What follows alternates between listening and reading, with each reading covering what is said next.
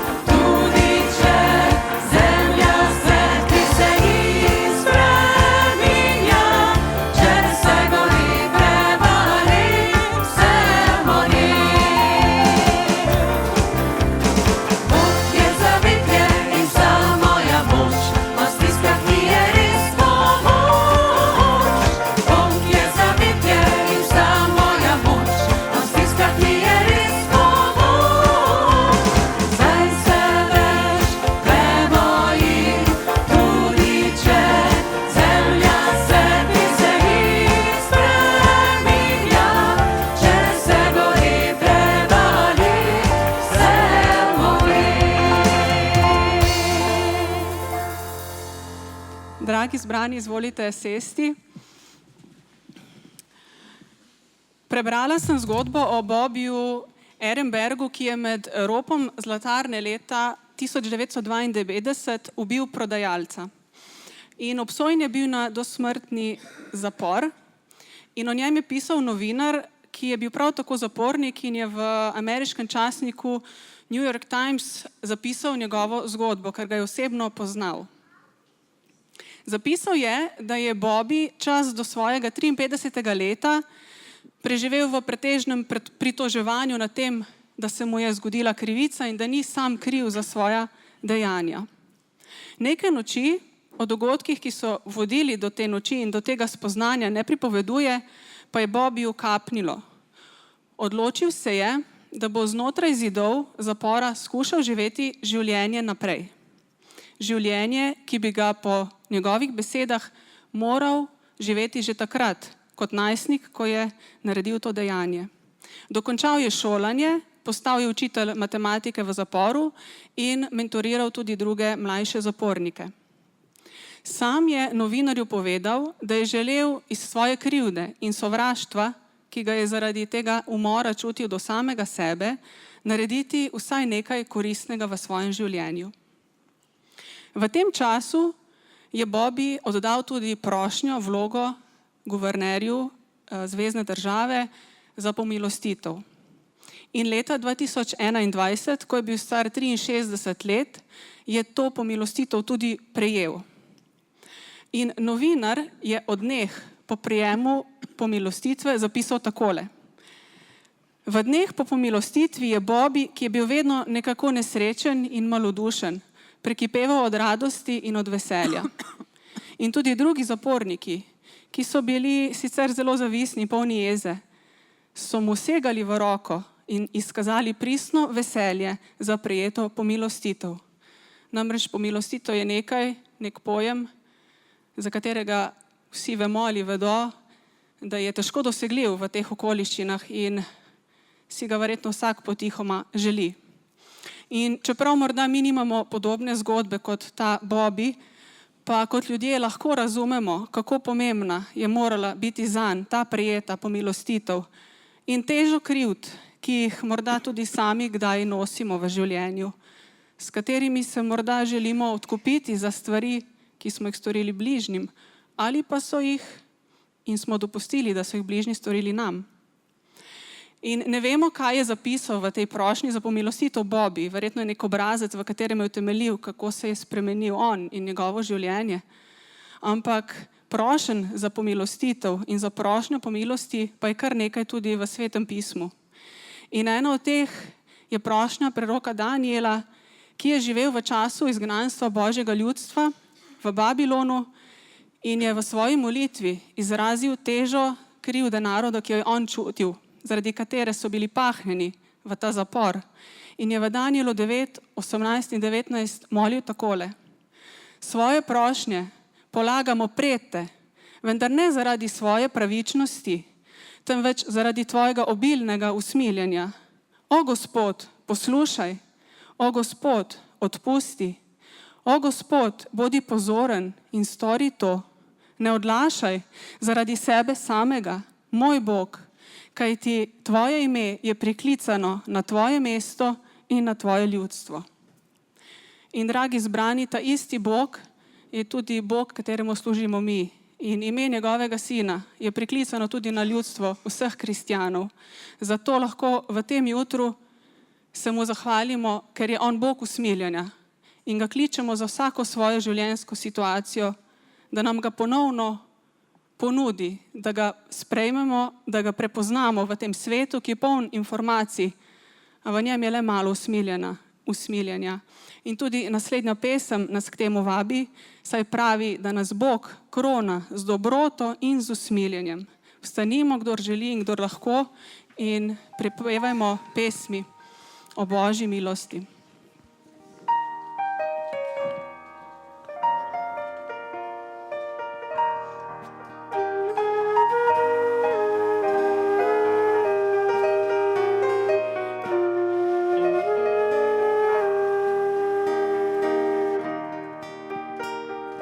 Duša naj moja vsa slavi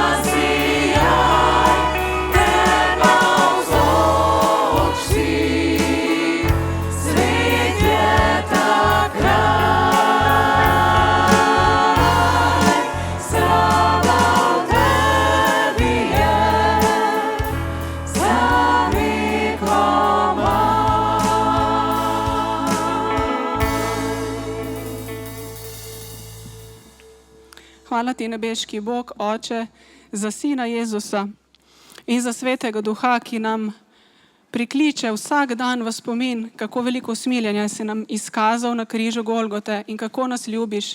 Hvala ti, da ti bivaš z nami, Bog, slave, da tebi ni bilo odveč, da si se sklonil k nam, vsakemu od nas v naše krivde, stranpoti in nemoči.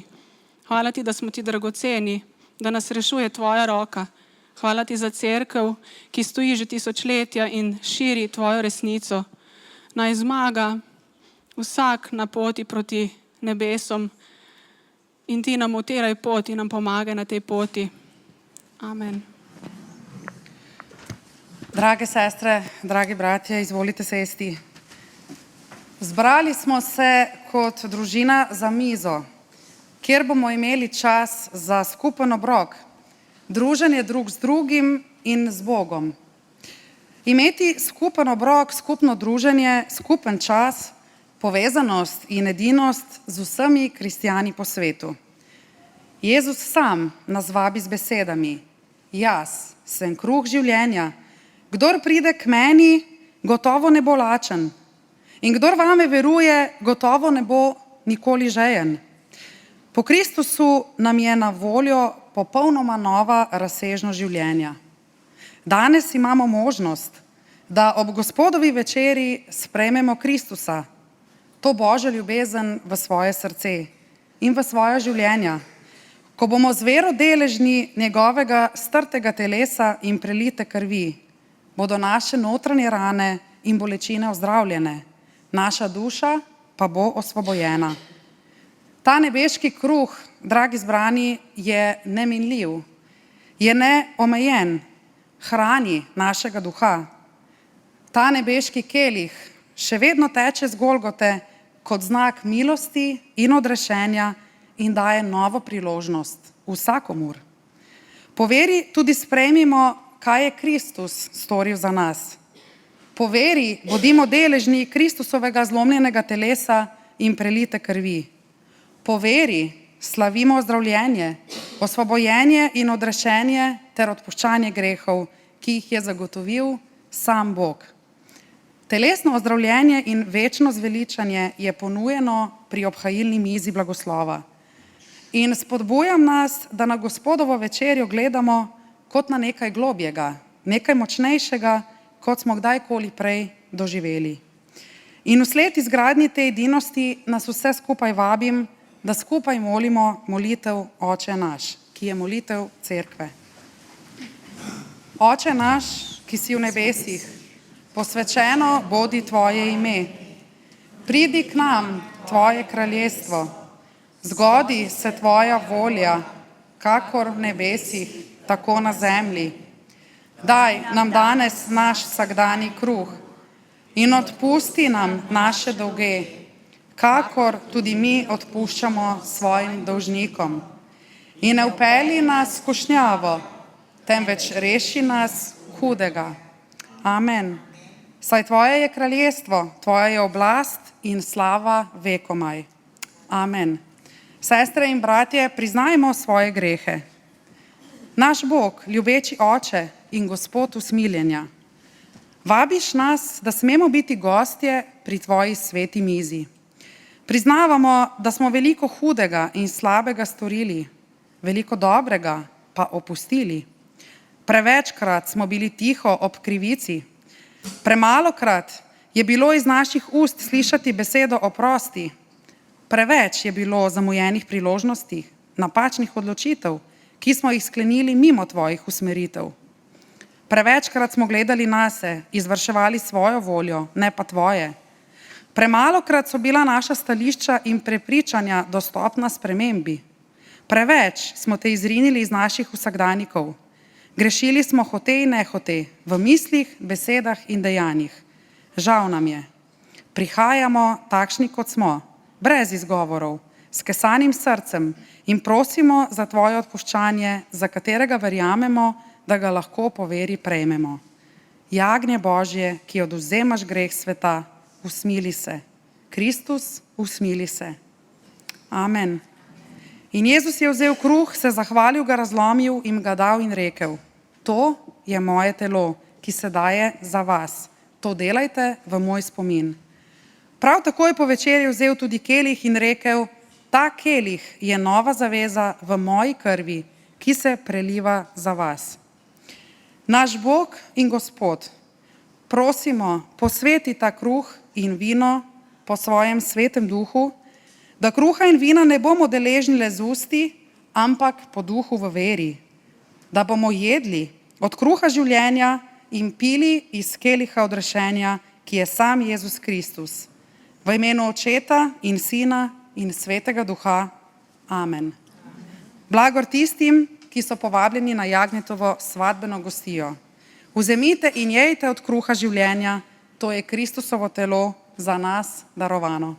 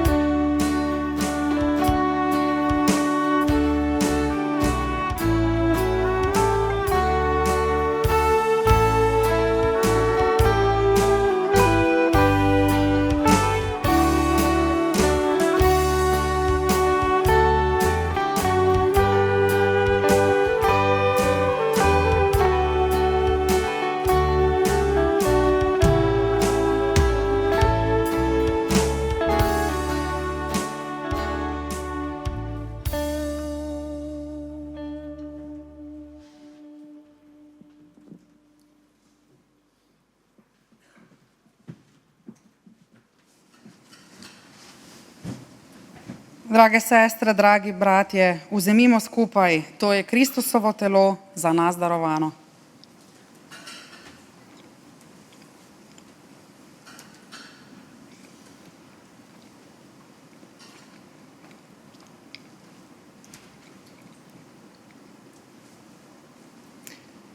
Vzemite in pijte iz keliha odrešenja, to je Kristusova kri za nas prelita.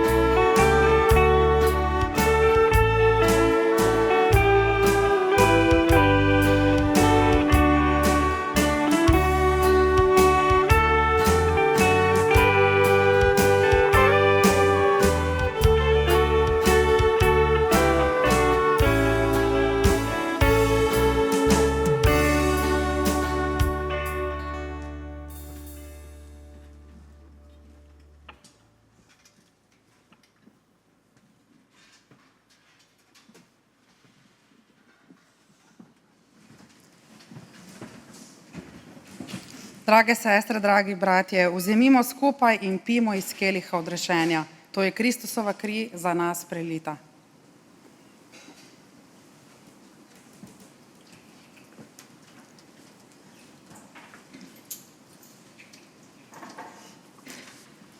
Vsemogočni Gospod, zahvaljujemo se Ti za Tvoje odpuščanje. Ko smo jedli od kruha življenja, smo prejeli sladkost Tvoje milosti, da bi lahko tudi sami postali blagoslov za svet. Ko smo pili iz keliha odrešenja, smo sprejeli Kristusov DNK, da bi lahko postali sol in luč tega sveta. Amen.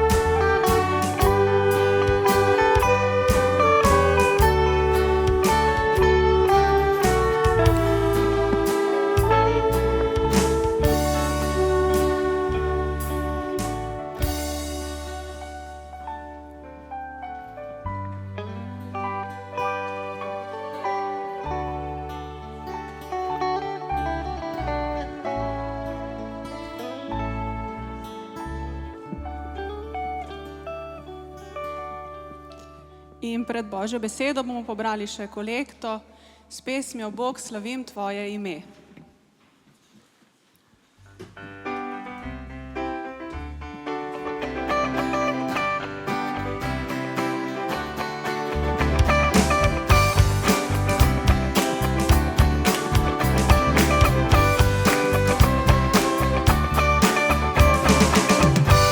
Slavim Tvoje ime, rad prepevam Tebi pisem, dajem svoje Ti srce. Ti si dal mi odrešenje, prišel za Ti si na svet, pokazal pot, šel sveta si na križ, odplačal dolg, šel si s križem temni grob in iz groba v nebo. Ti si kralj za večno sol. Bog, slavim Tvoje ime, rad prepevam Tebi pisem, dajem svoje Ti srce.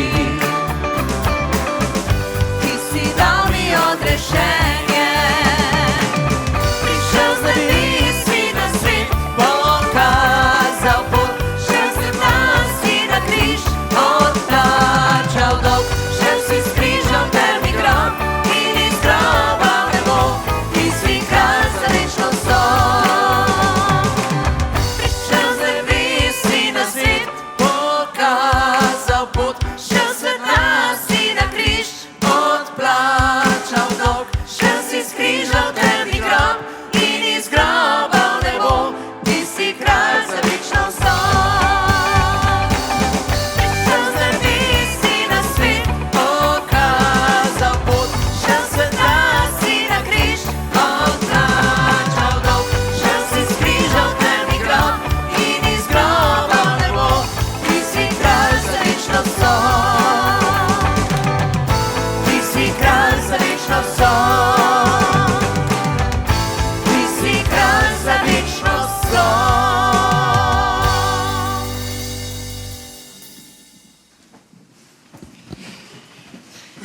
Milost Gospoda Jezusa Kristusa, ljubezen Boga in občestvo Svetega Duha z vami vsemi. Amen. Drage sestre, dragi bratje, spoštovani poslušalci in gledalci, ki nas spremljate preko zaslonov. Lepo pozdravljeni pri poslušanju pridige iz Evangeličanske cerkve Dobrega pastirja Novo mesto. Erik Erikson je dejal: v družbeni džungli, človekovega obstoja se sploh ne moremo počutiti žive brez jasno izdelane identitete. Kdo je človek?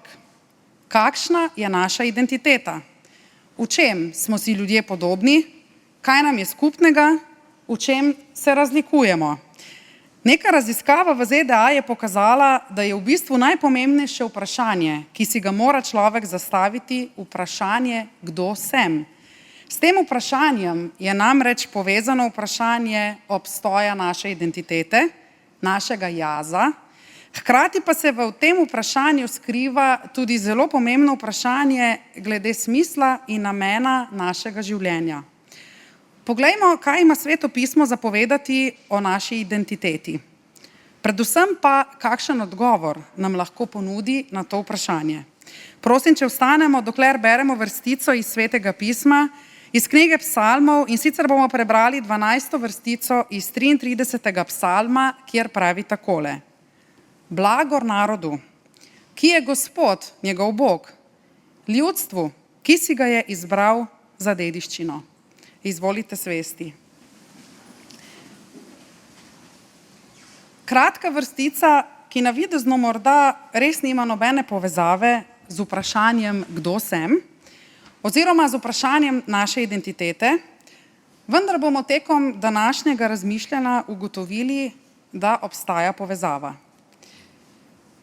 V antični Grčiji je Aristotel postavil zelo zanimivo trditev, ko je dejal, da se človek od drugih bitij razlikuje po tem, da je najbolj nagnjen k posnemanju. Veste, pri človeku je ta želja po posnemanju ustvarila kulturo. Ko je žival poražena, se podredi močnejši. Ko je poražen človek, se ne podredi zmagovalcu, ampak začne snovati maščevanje. Želja po posnemanju, torej biti kakor drugi, je nosilka učenja in razvoja, hkrati pa, če vzamemo v nasprotno smer, je tudi začetek od nje izvirajočega rivalstva.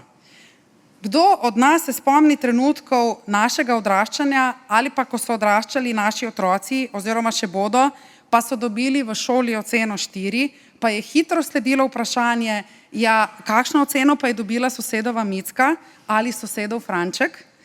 Ali pa, ko poslušate pogovore tipičnih uslužbencev nekega podjetja ali pa javne uprave in pogovor zelo hitro nanese na tisto vprašanje, zakaj ima ravno tisti človek, ki je star komaj 40 let, višjo plačo od mene, pa je enako ali pa celo manj izobražen in dosti manj sposoben kot jaz. Ali pa, zakaj sem jaz bolel, pa sem vedno zelo lepo skrbel za svoje telo. Nikoli nisem pil, nisem kadil, lepo sem se hranil, oni tam pa je razvratno živel, ves čas kadil, mislim, da se je celo drogiral, ampak on je zdrav kot riba. Ali pa, zakaj moji otroci, ki prihajajo iz tako zdrave družine, pa so vsi nesrečni, sosedovi, ki so odraščali v revščini in kriminalu, pa so tako uspešni? Primerjanje, posnemanje, maščevanje, nasilje so pravzaprav najglobje značilnosti temne človeške narave. To plast je mimogrede apostol Pavel v Rimljanih 6:6 imenoval stari človek. Kdo je človek? Kdo sem? Kdo si? To so pomembna vprašanja, ki so neobhodno povezana z našo eksistenco, torej z našim obstojem.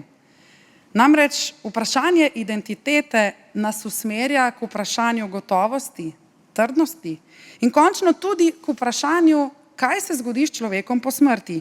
Vidite, kakorkoli pogledamo, je v bistvu vprašanje, kdo sem, religiozno vprašanje. Saj vprašanje, kdo sem, v sebi skriva vprašanje smisla. Kakorkoli že se posameznik ukvarja s smislom zavzeto ali zadržano, pa to ni samo njegova individualna stvar. Tukaj gre še za družbeno raven. Danes, v 3. tisočletju, govorimo o diagnozi osiromašenega smisla posameznika. To vprašanje je v naši zahodni družbi sicer potisnjeno na obrobje, oziroma je samo verbalno preoblečeno v druge preobleke. Govorimo raje o nepremičninski krizi, finančni krizi, gospodarski, socialni krizi, krizi vrednot. Veste, Svetovna zdravstvena organizacija je že 10 let nazaj sporočala, da na svetu za duševnimi težavami in motnjami trpi milijarda ljudi, od tega jih je kar 600 milijonov živelo v zahodni družbi.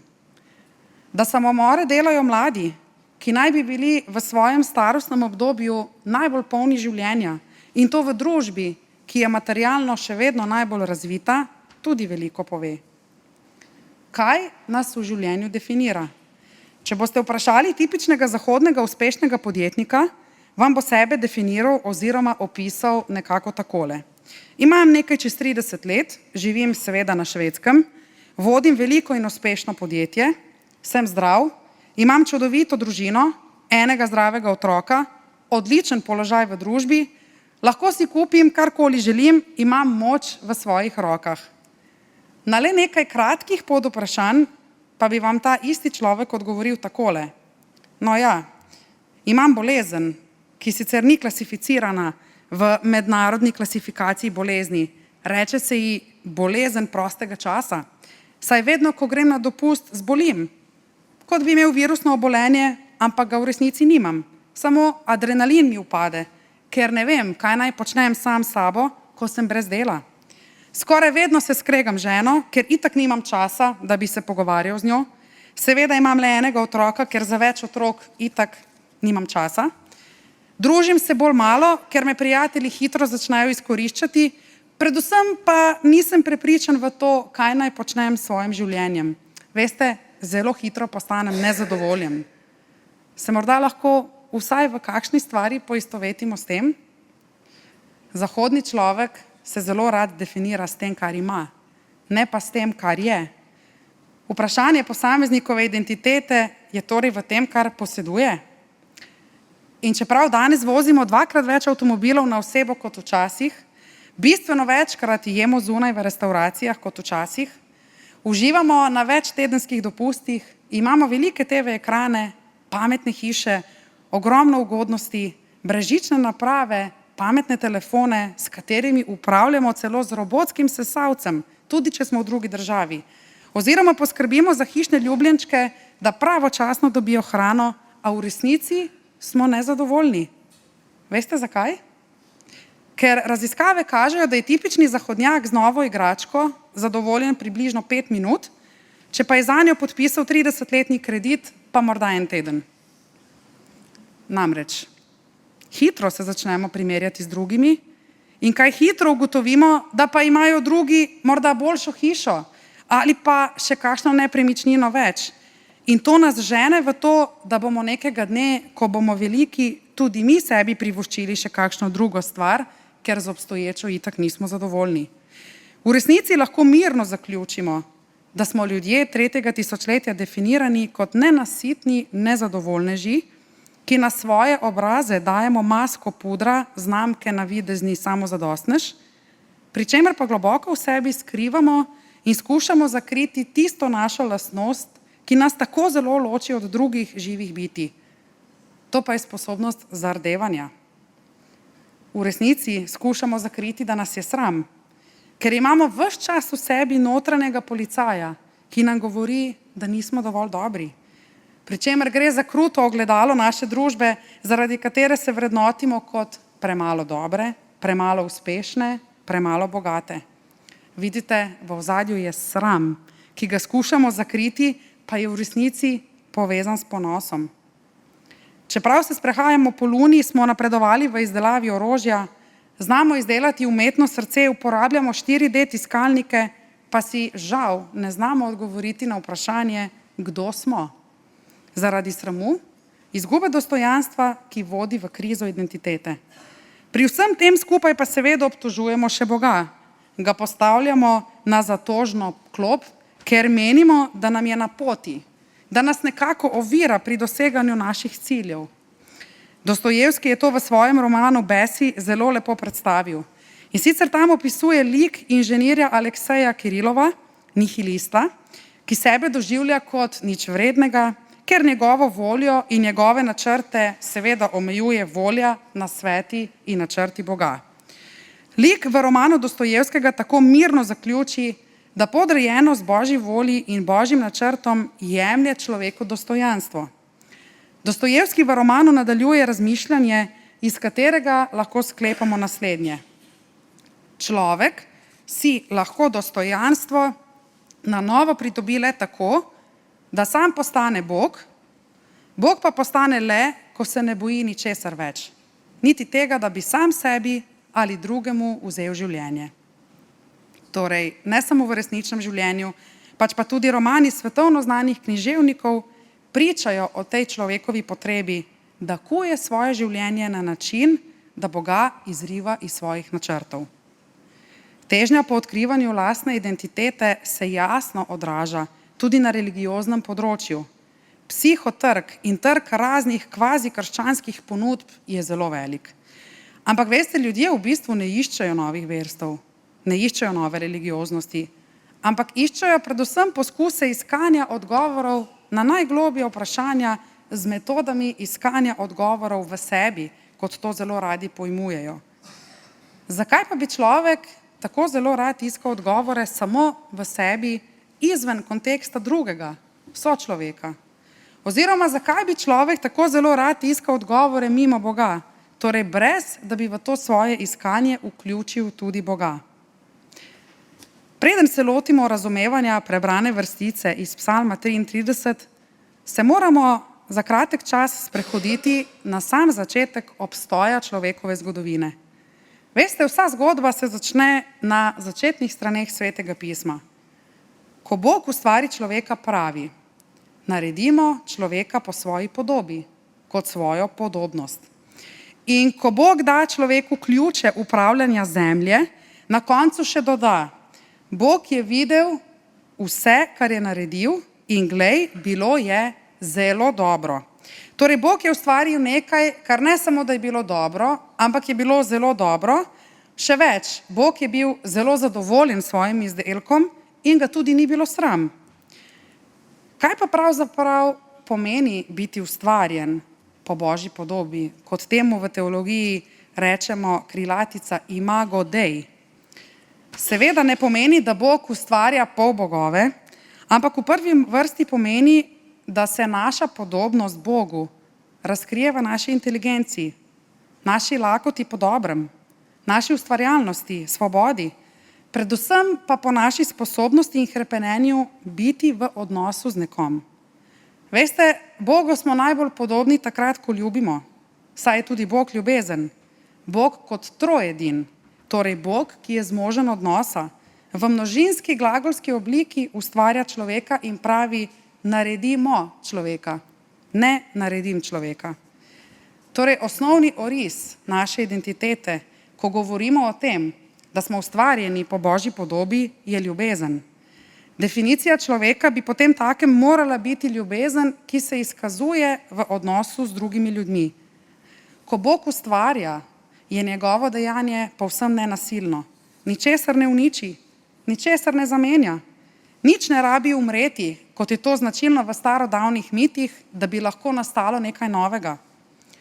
Bog torej stvarstvu podarja prstni odtis svoje identitete, saj deluje iz gole ljubezni, ki daje in ničesar ne jemlje v povračilo.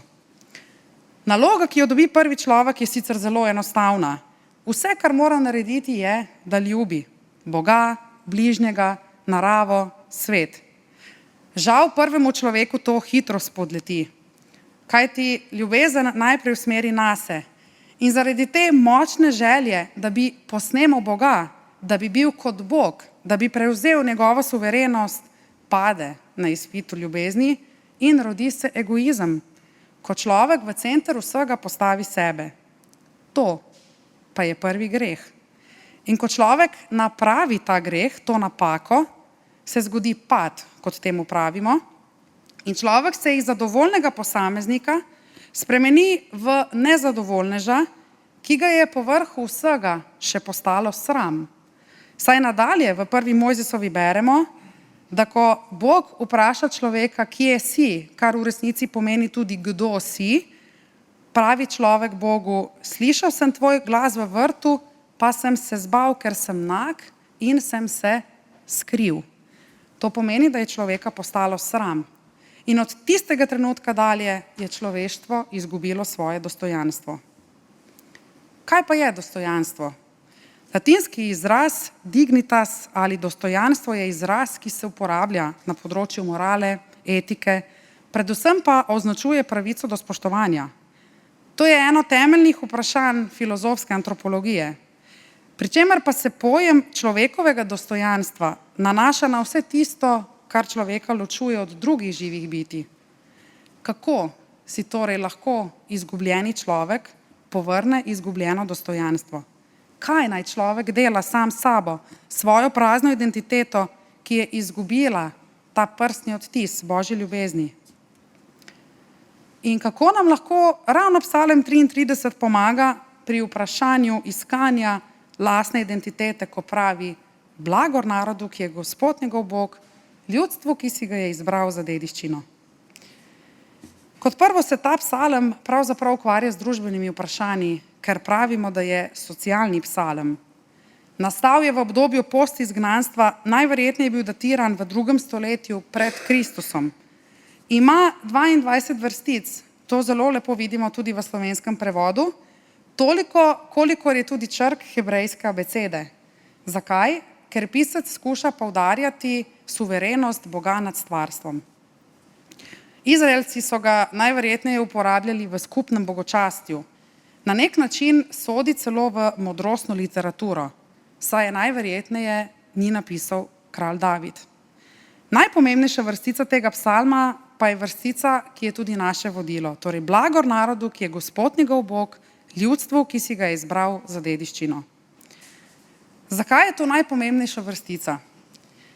Dovolite mi, da se skupaj sprehodimo čez resnično zgodbo majhnega dečka, ki se je znašel na poti iskanja svoje družine.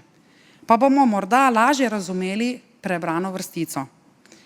Majhen deček brez imena se je rodil v temni ulici velikega velemesta. Ob rojstvu ga je mati zapustila in ga pustila nebogljenega in nemočnega, povsem samega, ležati ob velikem smetišču družbe, kjer se je že zbiralo krdelo lačnih potepuških živali. Ta majhen brezimenjak je imel zelo malo oziroma skoraj da nič možnosti za preživetje.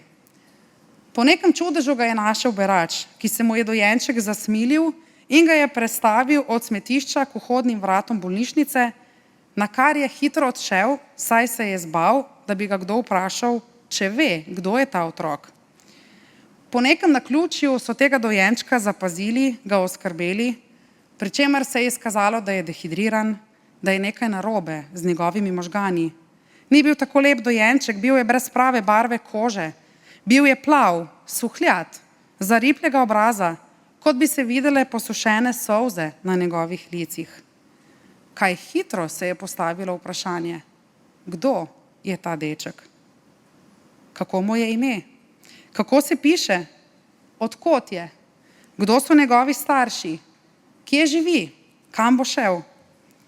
Seveda do vseh teh vprašanj osebje bolnišnice ni prišlo, zato so ga poimenovali kar zdojenček X oziroma brezimenjak. Njegova življenjska pot ni bila lahka, saj so si ga podajali iz enega zavoda v drugi zavod, iz ene rejniške družine k drugi, vendar se nikjer nikakor ni znašel. Ko se je začel zavedati sveta okoli sebe in se je prvič pogledal v ogledalo, se je močno prestrašil.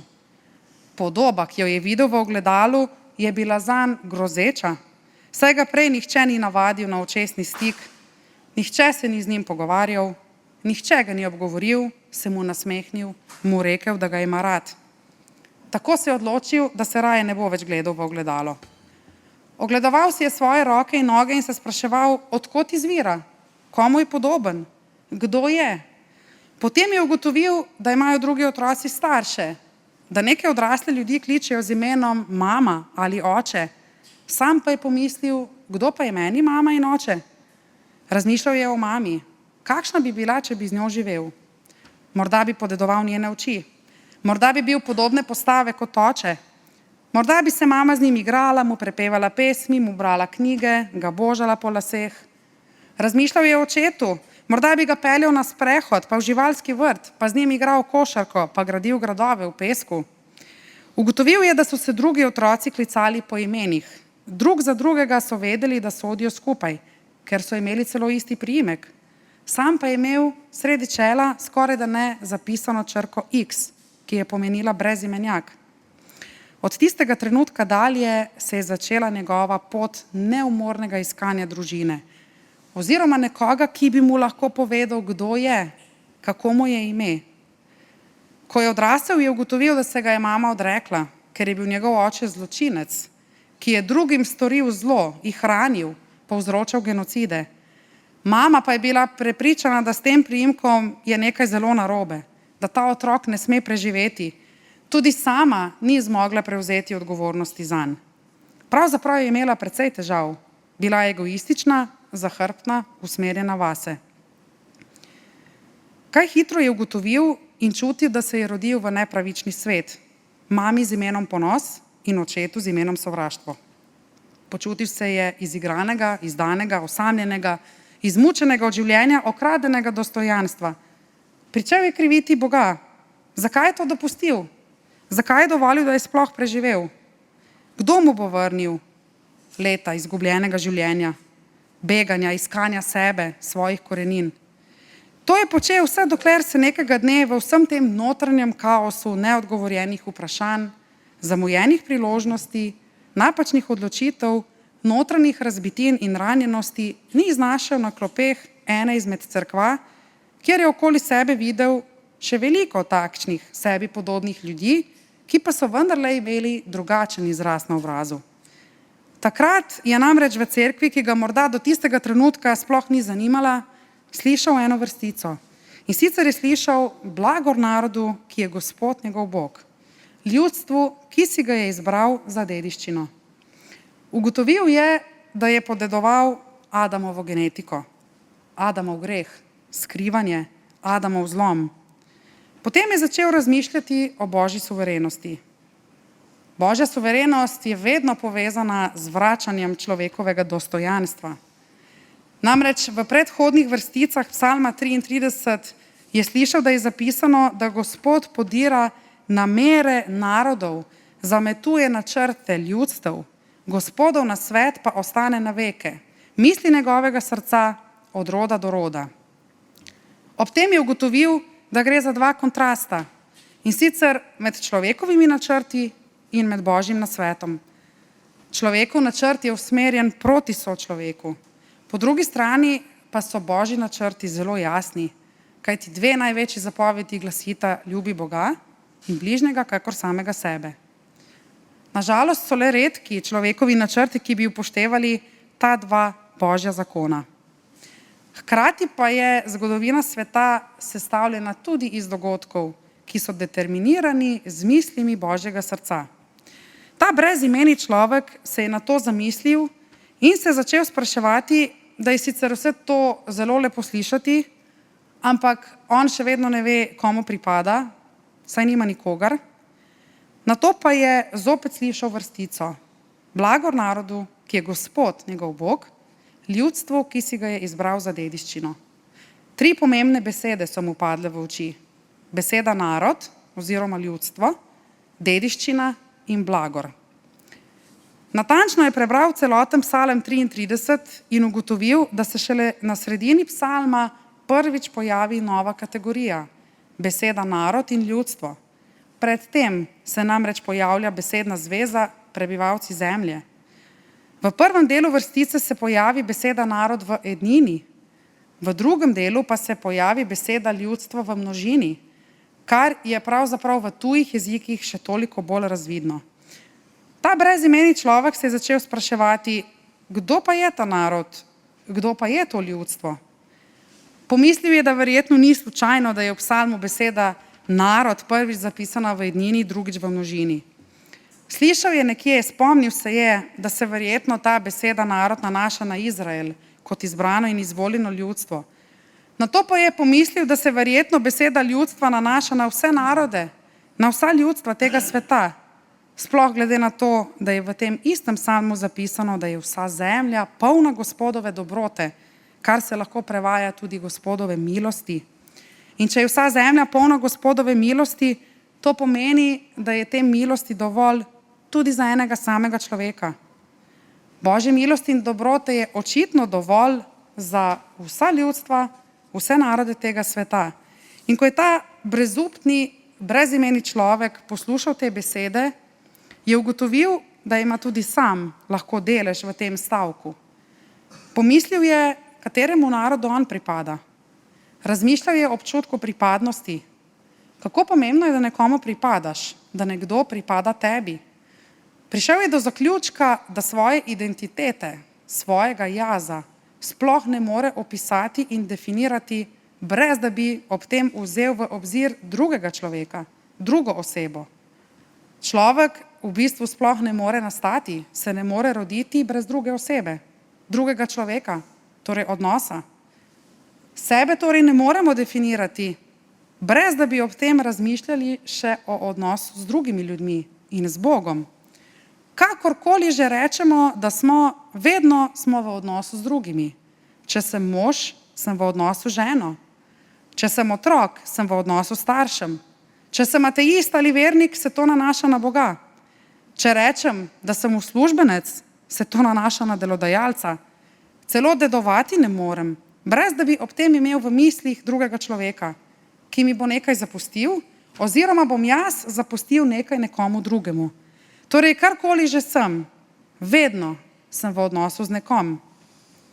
Na to je ta brezimeni človek pomislil, da mora imeti njegovo ime neke korenine, neko pripadnost še z nekom, še z nekim drugim človekom, morda celo narodom in ljudstvom.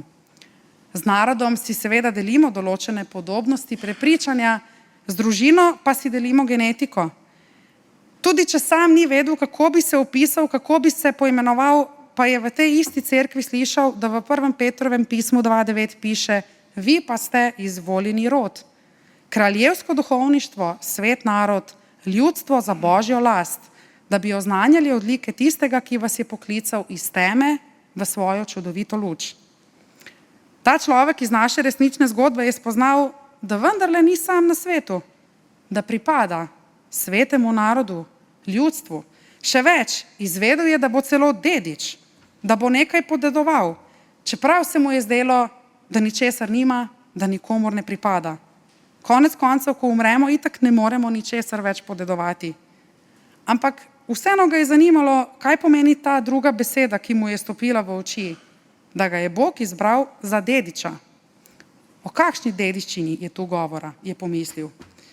Razmišljal je o tem, kako je svet, v katerem živi, nepravičen, nepošten. V končni fazi je tudi on sam sebi nepravičen. Ljudje očitno v svoji naravi niso pravični, saj smo grešniki. Celo življenje se je ukvarjal s tem, da bi mu bilo lažje, če bi njegovi predniki, njegovi starši pravilno in boljše delali, bili dobri, prijazni, morda bi mu bilo življenje v tem primeru bolj naklonjeno. Toda ko je sedel v klopi tiste cerkve in slišal, da nas dobra dela, naš lastni trud in vložek itak ne odrešujejo, nas ne naredijo pravičnih. Če bi bili vsi ljudje pravični, potem ne bi bilo zla na svetu, potem zagotovo bi bili skladni z Božjimi načrti, bili bi brez krivde, naše odločitve bi bile pravilne.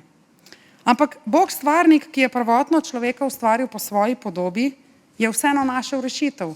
Kajti v 2. pismu Korinčanom 5.21 je zapisano: njega, torej Kristusa, ki ni poznal greha, je za voljo nas storil za greh, da bi mi ljudje postali Božja pravičnost v njem. Božja dediščina, je pomislil, torej ponuja osvoboditev, daje odrešenje narodom sveta, vrača izgubljeno dostojanstvo, daje mir v srce, upanje za prihodnost. Dediščina torej pomeni, da človek lahko definira sebe v odnosu do Boga in drugih ljudi. Kot dedič postane enakopraven član Božje družine. Potem pa je pomislil še na eno stvar, da pravzaprav ta vrstica pomeni, da gre za tako imenovano zavezo ali obljubo med Bogom in človekom. Ta zaveza je bila dana že na prvih straneh Svetega pisma, ko Bog pravi, da naredimo človeka po svoji podobi. Noetu je bila dana obljuba in zaveza, da ne bo več povodni. Abrahamu je bila dana obljuba, da bo njegovih potomcev toliko, kot je zvezd na nebu.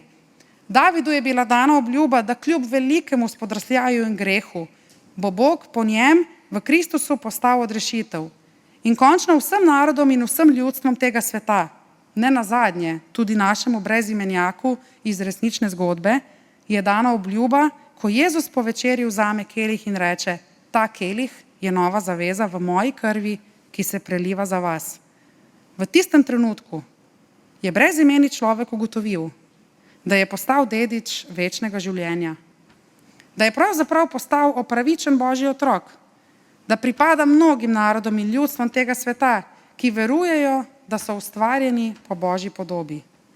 Počasi je svoje poteptano dostojanstvo pričel pridobivati nazaj. In dokler je sedel v cerkvenih klopeh, poslušal in na to razmišljal še o zadnji besedi, ki mu je padla v oko. To pa je beseda blagor. Blagor narodu.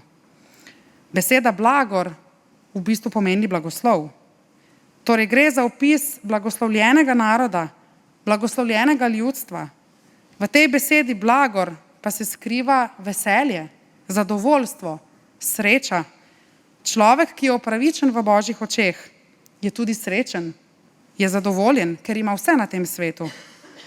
Brezimenjak iz naše resnične zgodbe je bil vrsto let zapornik. Živel je v ječi lastne bede. Čakal je na smrt. Saj bodimo iskreni, njegovo življenje res ni bilo lepo, ni bilo pravično. Ni vedel, kako naj se opiše. Ni poznal svojega pravega jaza, imena in priimka. Nič kaj dosti ni vedel o sebi. Ugotovil pa je, da na vprašanje, kdo sem, nikakor ne more odgovoriti, brez da bi pri tem upošteval tudi odnos s sočlovekom in Bogom. Vprašanje njegove identitete je namreč povezano z odnosi, ki jih ima z drugimi in z Bogom. Njega samega definirajo ti odnosi, ki jih ima. Ker je ustvarjen po Božji podobi, po Kristusu prejema izgubljeno dostojanstvo. Bog mu daje dediščino opravičenja, blagoslova, upanja in miru. Ustvarjen po Božji podobi pomeni, da dobiva novo identiteto, ki ni zlobna, ampak je prežeta z ljubeznijo Boga do človeka, človeka do sočloveka, človeka do Boga. Šele takrat, tisti hip, je dojel in ugotovil, da je vsemogočni Bog v bistvu dovolil, da mu je človeštvo vsaj navidezno ukradlo njegovo Božje dostojanstvo, ko je na križu Bog sam daroval sebe, svoje dostojanstvo, da bi čisto vsakemu človeku lahko vrnil nazaj njegovega in da bi tako lahko človek živel po Božji podobi. V tistem trenutku, ko je sedel v cerkveni klopi, se je v njegovem srcu nekaj spremenilo. Ni znal tega opisati, kot da bi se ga nekdo dotaknil, kot bi mu nekdo izročil novo osebno izkaznico z njegovim pravim imenom, pravim priimkom, na katerem je pisalo ustvarjen iz ljubezni z namenom, da bi ljubil in bil ljubljen. V trenutku je spoznal, da je ljubljen, da je izbran, da mu je odpuščeno, da je posvojen, da je odrešen, da je opravičen.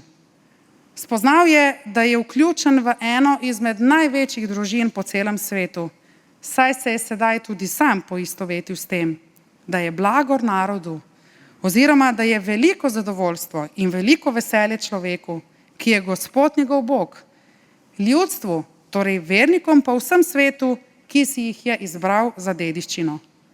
Ugotovil je, da ni sam, da ga definirajo odnosi, ki jih ima z drugimi ljudmi in z Bogom, da na vprašanje, kdo sem, lahko odgovori skozi prizmo odnosa, ki ga ima z drugim.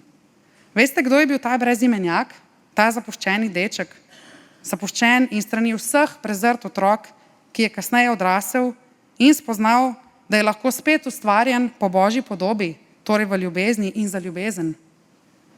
Ta deček sva jaz in ti. Amen. Dragi Bog, hvala ti, ker kljub vsem slabostim, Pomanjkljivostim še vedno smemo prihajati k tebi, ko nam vračaš naše izgubljeno dostojanstvo, le zaradi ljubezni, ki si jo pokazal po Jezusu Kristusu. Hvala, ker nas sprejemaš za svoje otroke. Tudi tokrat želimo, da nas v teh tihih trenutkih nagovoriš kot oče, da nam daš priimek, svojo dediščino, da nas opominjaš, svetuješ, ljubiš, z močjo svojih besed in svojega duha. Nam pomagaj najti odgovore na naša zapletena vprašanja in pomagaj nam, da jih bomo tudi z veseljem sprejeli. V imenu Očeta in Sina in Svetega Duha. Amen. In zaključna pesem, ki jo bomo zapeli, pravi: Dotik tvoj sem začutil. Preplavil mir mi je srce.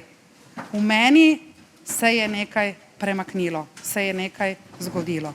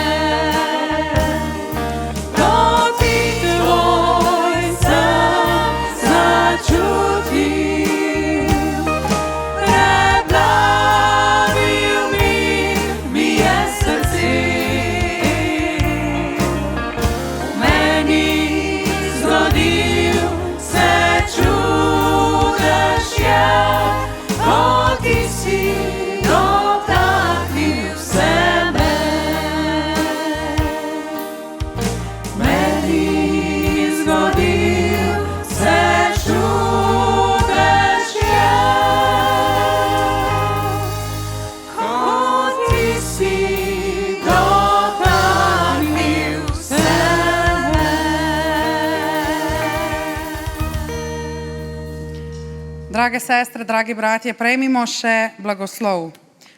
Gospod naj te blagoslovi in te varuje. Gospod naj razjasni svoje obličje nad teboj in naj ti bo milostljiv. Gospod naj obrne svoje obličje k tebi in naj ti da mir. Amen.